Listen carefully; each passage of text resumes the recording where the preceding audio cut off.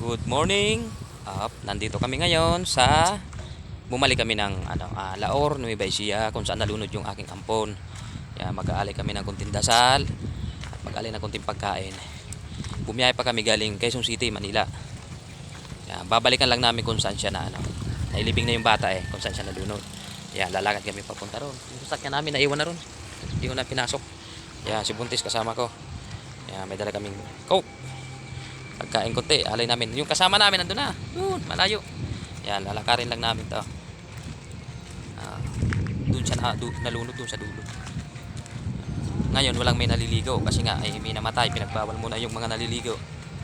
Yan, mayroon doon mga nangingisda. Ito yung tulay. Daan papunta ng Dinggalan. Yan, papunta ng Dinggalan yan. Papunta doon sa malayo.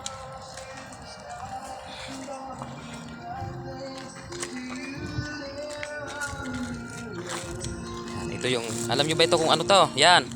Yan. Yan. Ano yan yung pugon. Pinambububong yan dito sa mga bahay. Yan yung pinambububong dito. Special yan. Para dito sa amin. Yan, sa tatay. Gagawa ng pambubong.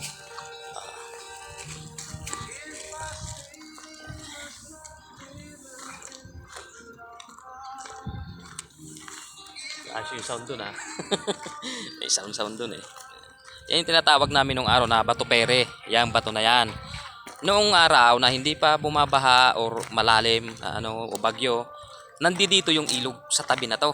Yan, kaso nung pagbaha parang natabo na siya ng buhangin, kaya yung bato nangalahati na lang, hindi na siya bato pere, na siya yung pandak na bato na. Pero mataas yan, halos building to story building yan noon nang naliligo pa kami rito. Mataas, kaya tinawag na bato pere yan, malaki. Natabo na kasi, yung ulo na lang ang nakikita. At yung ilog, lumipat na ron sa kabila, pero yung ilog dati dito yan. Yan. Yan yung tulay. Patungo sila ng Dinggalan, yung kotse, yun. Yan, Dinggalan. Yung baler, iba yun, malayo, yung sa kabila yung dumadaan. Tulad na dito. Yan. Iba yata, may mga naliligo rin doon sa dulo, pero iba, no? Doon tayo pupunta sa pinakamalayo, doon. Andun na sila, lalayo nila, naglakad sila doon, no?